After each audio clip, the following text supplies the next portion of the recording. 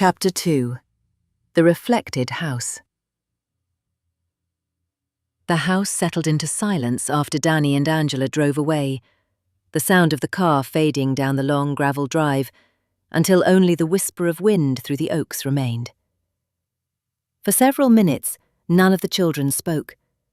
They stood in the living room as if listening for permission, glancing instinctively at the doors and windows, half expecting their parents to return for something forgotten. Jerry was the first to move. "They won't be back before midnight," he said, checking the clock above the mantel. His voice carried the calm authority that came with being the oldest. "Plenty of time." That was all it took.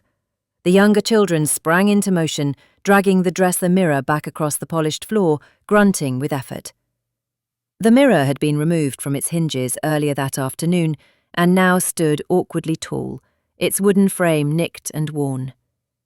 Together they angled it carefully toward the great fireplace mirror, aligning the glass just as Jerry had demonstrated before. At once, the room changed.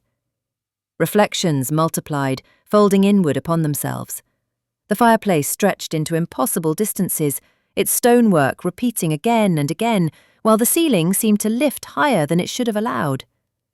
The living room no longer felt enclosed. It felt open. Emily hugged her arms around herself. "It looks bigger," she whispered. Jerry nodded. "That's because we're seeing reflections that normally fall outside our line of sight. It's like peeking around a corner, using light instead of your head." Judy stepped closer, defiant but curious. "I still think you're just making it sound clever. It's only mirrors."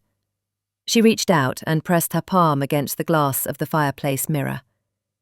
It was cold, colder than she expected, and she snatched her hand back with a small gasp. "Did you feel that?" she asked. Timothy shook his head. "Feel what?" "Never mind," Judy muttered, though she kept her distance after that. They took turns shifting the dresser mirror by inches, gasping as new portions of the reflected room slid into view. An archway appeared where none existed in the real living room, leading into what looked like another corridor beyond the mirror. The lighting there seemed dimmer, softer, as though the reflected house lived under a different time of day. Jerry crouched low, eyes narrowed. "That archway isn't visible from any angle in this room, which means it exists somewhere else." "In the mirror house," Emily said, almost reverently.